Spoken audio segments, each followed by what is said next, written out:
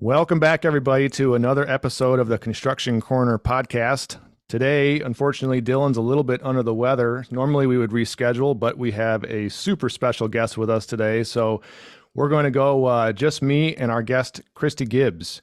Kristi Gibbs is the CEO and founder of Construction Angels Incorporated, a 501c3 nonprofit charity providing immediate financial assistance and grief counseling to the spouse and children left behind when a construction worker suffers a fatality on the job site. Definitely going to get into some topics that are near and dear to my heart, being in the industry. Kristi is a third generation from an asphalt family in Ohio that loved going to asphalt plants as a child and continued her career in Florida in the construction industry. In 2009, she attended the World of Asphalt trade show, where she met a woman collecting funds for one of our own, for a worker that had lost his life and left behind a family. After finding there was not a charity for fallen workers, she began her journey while working in the industry to start a foundation for these families to help them pick up the pieces in their time of need. Kristi continues to show her passion for over 12 years. She's currently operating in 26 states, which is incredibly impressive, and growing. Her dream is to have fundraisers in all 50 states by 2030, which I'm sure we'll also get into. So without further ado, Kristi Gibbs, welcome to the show. Matt, thank you so much for having me on today. Absolutely. We are glad to have you. This is it's going to be a fun conversation. It's a topic that it can go a lot of ways, I'm afraid, but it's not a topic anyone likes to talk about, what you're doing to help with, but it's a topic that we really need to bring to the forefront. So before we really dig into what you're doing today, why don't you give us a little bit of background about how you got started in the construction world? Sounds like you had some, you were pretty close to the asphalt industry, but why don't you give us a little piece of how you came into this industry? Honestly, I was born into this industry. It runs in my blood. My mother tried to get me out of the industry. She says, "You will not work for the family. You will go to school." So I went to school and I ended up coming out and doing what I went to school for, marketing in the construction industry. So I figured I'd kill two birds with one stone, and I still wound up in construction anyway. And it just, I worked in the last, there were the first 6 years while doing the charity. And then it just became a time where the charity became too much for my, construction paying job. And I had to sever the ties and just continue moving forward. And I had no idea I'd be where I am today. Well, it's pretty amazing what you're doing. And I mean, the fact that you came up in the construction world, I think it only helps you really to probably understand and get a grasp of the gravity of the nature of this industry, right? And the inherent risks that are involved in what we do every single day. So let's just jump right into it, because it's, Construction Angels Incorporated. You provide financial assistance and counseling to the spouse and children of worker fatalities, right? How many deaths per day are currently taking place in the construction world? Is that a figure you know? There's, according to the Bureau of Labor Statistics, there's approximately 4.5 construction workers per working day, not per day. Wow. But let's say that might be 280 some days, per year, and approximately 4.5 construction workers. But it's a number that a lot of people don't realize. For example, I just found out yesterday that there was a fatality in Miami. Word of mouth, let us know about it. And that's what we're here for. And then we try to find the company and reach out to them. And we offer $7,000 to the spouse and children. If there is not a spouse and children, somebody still has to pick up the financial pieces. And so we provide $2,000 in angel support to like the brother or the mother, whoever is going to handle that responsibility. We offer up to $1,000 in grief counseling per family. And we also offer scholarships. So if a child lost a parent due to a job site fatality, they can apply every year to anything that they want to go to school for. Then we have a scholarship for kids that are trying to retain their education in the construction industry. They can also apply every year. And the third scholarship is for educational organizations that are benefiting our construction industry, trying to educate people about it. So if they need additional funding for things, they can apply for us as well. That is awesome. I'd done some research on you and your foundation. Obviously, I did not realize all the scholarship aspects, what you do. That's a whole side, amazing part of this that I want to get into a little bit. But before that, so with the fatalities, with the help you provide to the families, you kind of mentioned the accident in Miami recently. Is that typically how you find out about it, or how the family finds you, is just word of mouth, or how does that usually work? Unfortunately, I think because we're only 12 years old, we're not that big charity that everybody knows too. We're not St. Jude's, or we're not American Cancer Society. So they usually hear about us throughout the grapevine, throughout the industry. So we align ourselves with a lot of construction associations. For Okay. example, AGC, or the NUCAs, or the 811s, and the road construction associations. They find out about us. They also support us. And then when one of their members has a fatality, they reach out to us, or people will send us via social media or email. They'll send us news links about something that happened. And we also have board of directors that represent certain states. Okay. So this happened to be a board of director that contacted me saying, did you hear about the fatality here in Florida? And unfortunately, what we really want is for that company to recognize who we are and say, I'm going to go online and complete the assistance request form, which takes about 3 to 5 minutes to complete.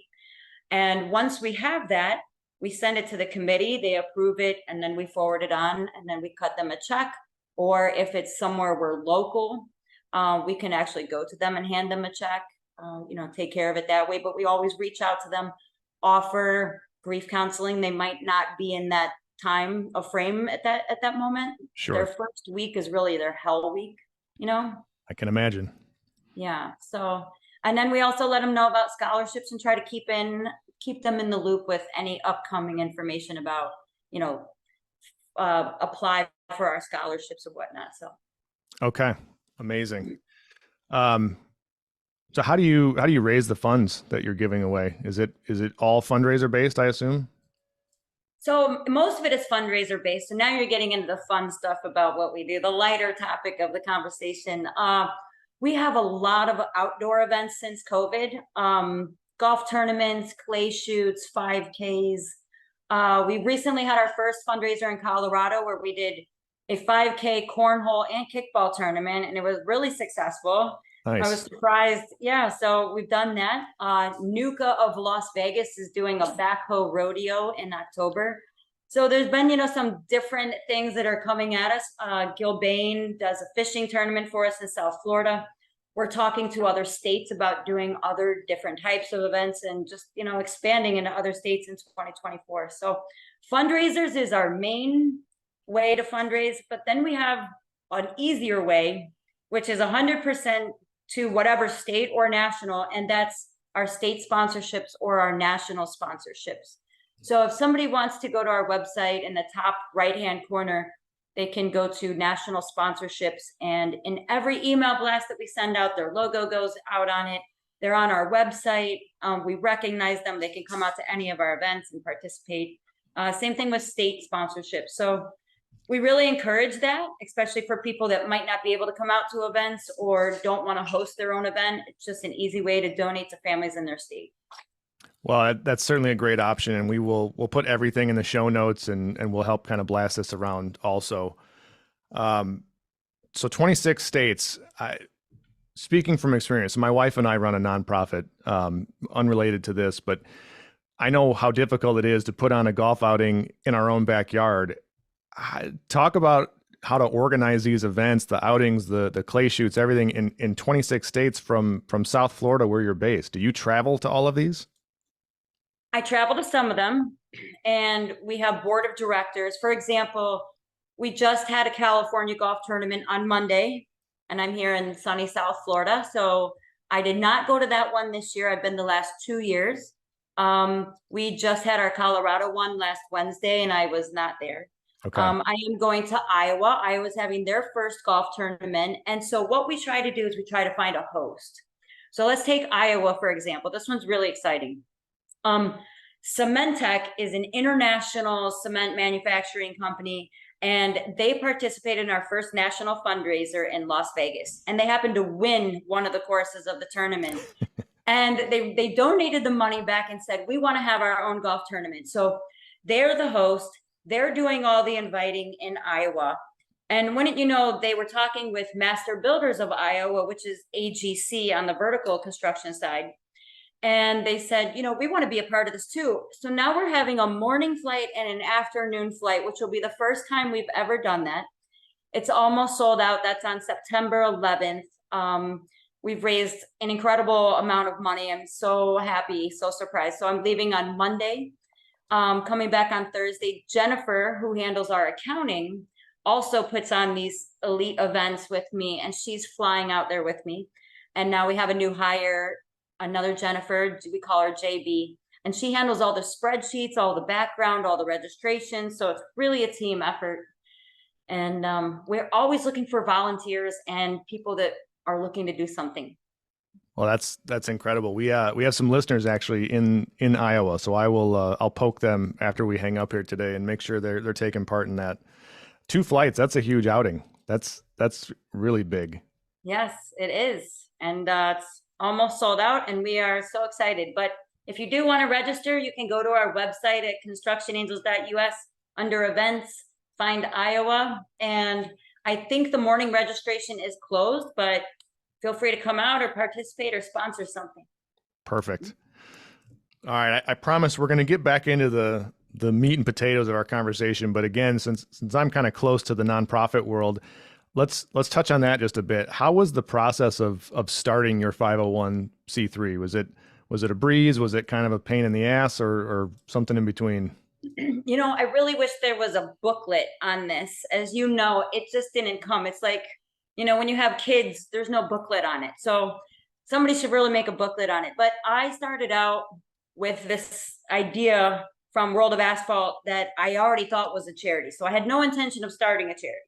Okay. So during this time that I'm trying to put together a charity, I'm writing out a business plan of how I think this is going to go, which it's changed over the years so much. But I needed the initial business plan.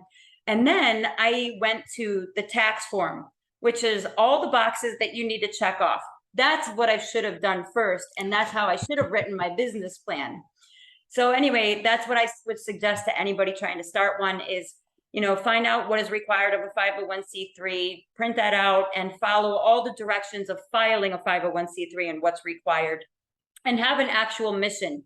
Have a clear point of exactly what you want it to structure. And I started very small. You know, we deal with help, you know, providing immediate financial assistance and grief counseling to the spouse and children. End of story. So just keep it small. I started in South Florida, but our second fatality, I think, was in the Panhandle. So at that point, I realized our construction industry works throughout the state. So that already changed, you know, a little bit of the plan to go state by state. And we've kind of grown and evolved every day. We've learned something new, I think. So it's a lot of learning. But if somebody wants to ask questions, I'm always here to help. You can email me at Kristi@constructionangels.us, and I'd be happy to help. Wonderful. So do you have to update your charter every new state you go into? So I'm sorry, I should have touched on that. Every time we get into a new state, we have to register in order to solicit donations. The accounting side of things, Jennifer McCloskey has to register. We do an audit every year, which thank God we've passed with flying colors every year. And we file our 990, and we make sure that every state is up to date, because different states have different requirements of funds. So we just try to keep everybody, send them all the same thing, because, you know, some of them are way higher than others. So our nonprofit, we provide automatic CPR machines to local fire departments. Wow. And it was a giant pain in the neck to get it all set up, all the paperwork, the lawyers, the fees. And at the time we didn't know what we were doing. We just, it's my 9-year-old son actually wanted to start this, and we raised a bunch of money up front. We bought one of these things and we wanted to give it away. And then the snowball kind of started rolling. It was after that first one that we learned that in Michigan, we have to file with the IRS and the state for a gaming license, because we do raffles and 50-50 and all that sort of stuff at our outings. And it wasn't that it was difficult necessarily, but it was just so much paperwork and so much time involved that we had no idea. So I would echo what you said, Kristi, and really plan this thing out and structure what you want to do. That's another kind of issue we've had, is that we were very, very, very specific in our charter and what we were going to do. And it's specifically to provide these life-saving devices. Well, we've wanted to kind of branch out and get a little broader, and it's really difficult to do that with the one nonprofit. We could probably start a different one for easier and for less cost than it would be to change what we started the charter with. So definitely do your business planning and fill out all the forms before you embark on that sort of thing. And I will also tell you, if you don't know already, not only as you grow and you have fundraisers, but you'll need an accountant on hand and you'll need a separate CPA, because the IRS, who I feel like I work for personally, continues to change their rules every year on what they're looking for. And it gets narrower and narrower. It just gets really, they even want to know who's winning the gift cards at your, events. So we do as much as we can by the book, and, being an honest people that we are, it's a lot of work. Yeah. Go figure. They have a hard time not collecting those taxes. All right. Well, I promise we get back into the real point of the conversation here. So let's get back into the construction world and its inherent dangers and safety risks. 4.5 people a day seems just astronomical. And when you really think about the numbers, why do you think that is so high? Why do you think this is such a plague in our industry still? Because we are the highest, I believe. Yeah. So out of all the different industries that there are, I think ours is counts for 20% of the fatalities of all different industries combined together. And I think Everything. we are one of the highest industry fatality rates, but it's because our job is so dangerous. And I can tell you, as people are flying through our, work zones on the road, not paying attention because they're in a rush to get to their job. Well, we're just concerned about going home and trying to make sure that our job sites are as safe as they possibly can be. But there's things that we can't account for. Mother Nature, there's, slips and falls. People have accidents. When you get in a car accident, purposely get in a car accident on purpose. Well, we have those same accidents in construction.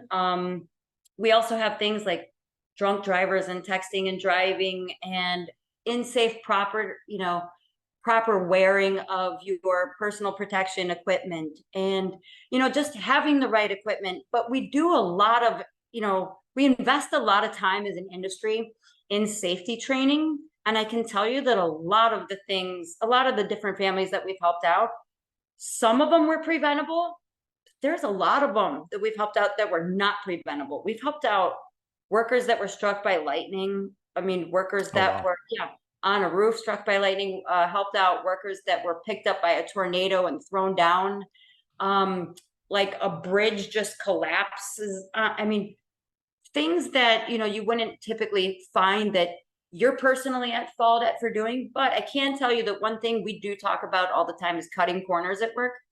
If you're cutting corners and saying that you can get it done faster or you can get it done better and you're not doing it the right way, it might not be your life you take, but it might be somebody else on the job. So, Absolutely. And that, as a construction business owner, knock on wood, thank God we've never had a fatality on a job site, but I can only imagine the burden that would put on my shoulders for the rest of my life. And that's secondary to the burden that it puts obviously on the families, the surviving employees. I mean, everyone. It's just a terrible, terrible thing.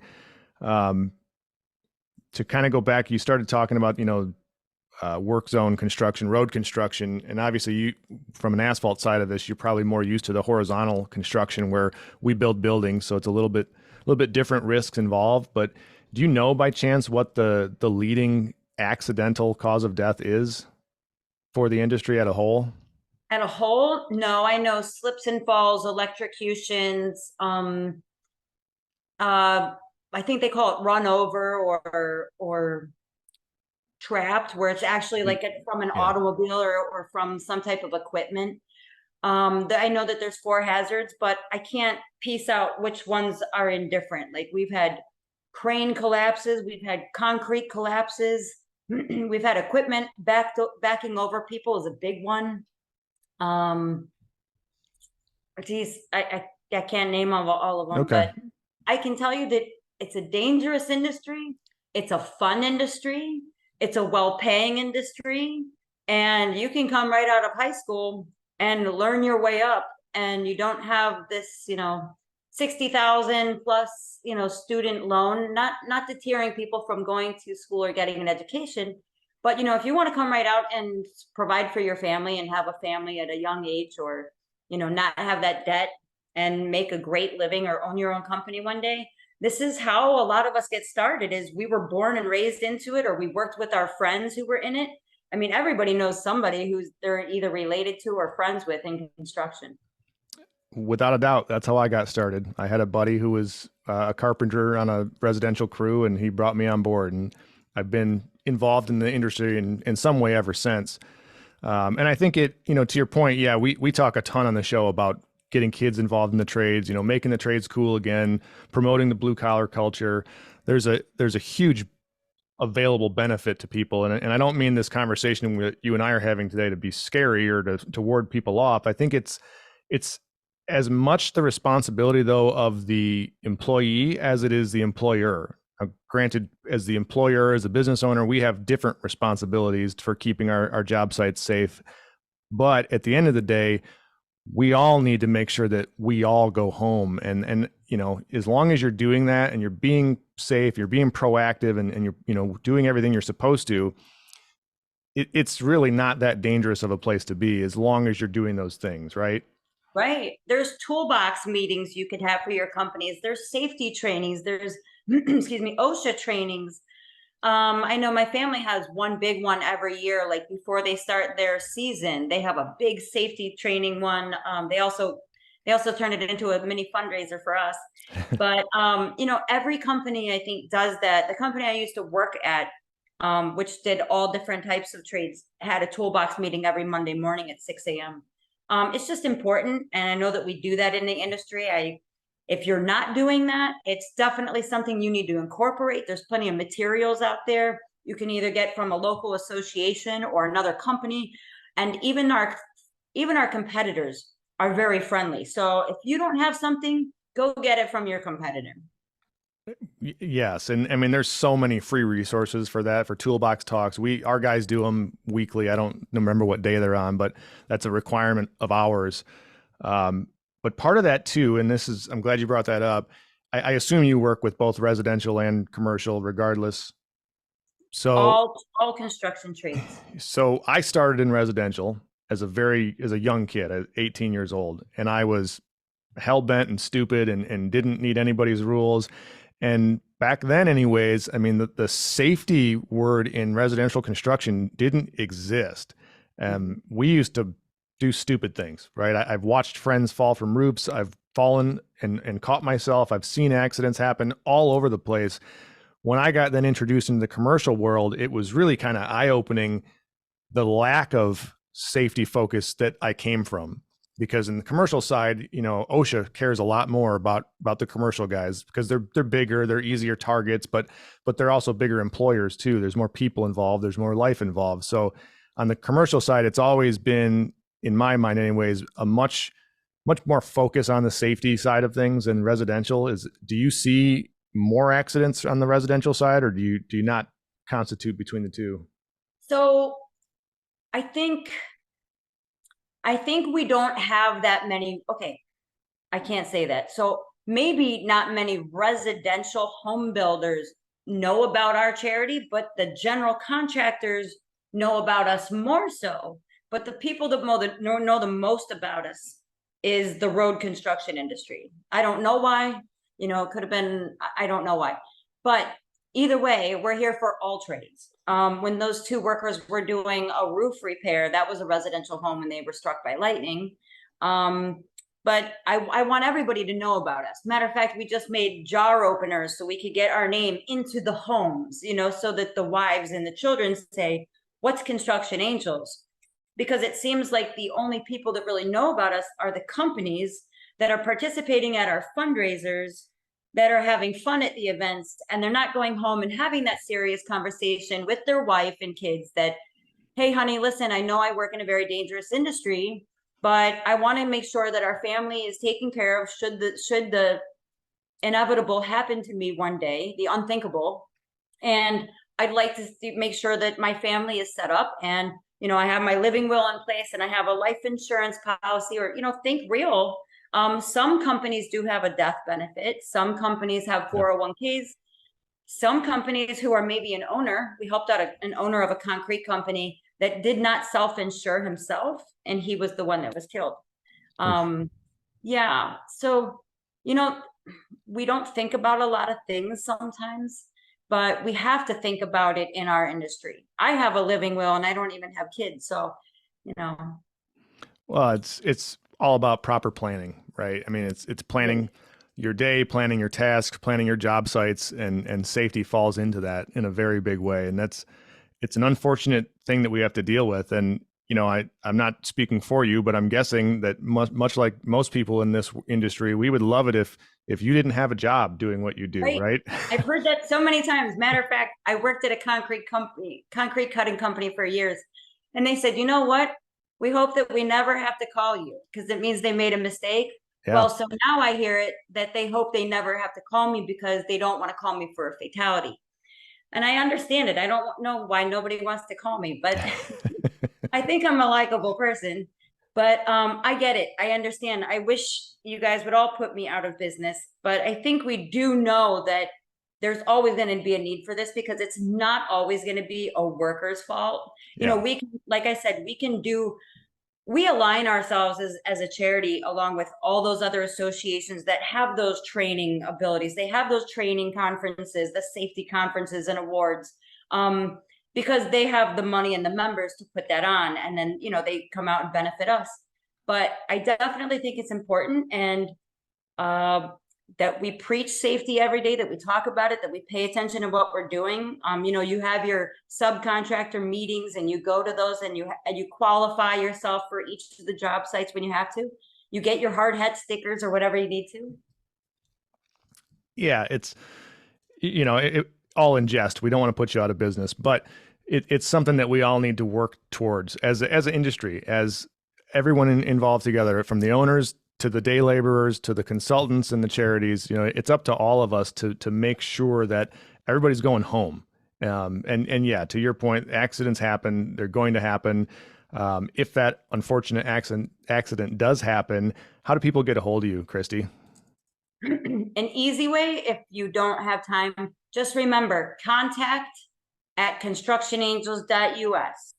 So .us is for United States because right now my goal is only in the United States, but contact@constructionangels.us.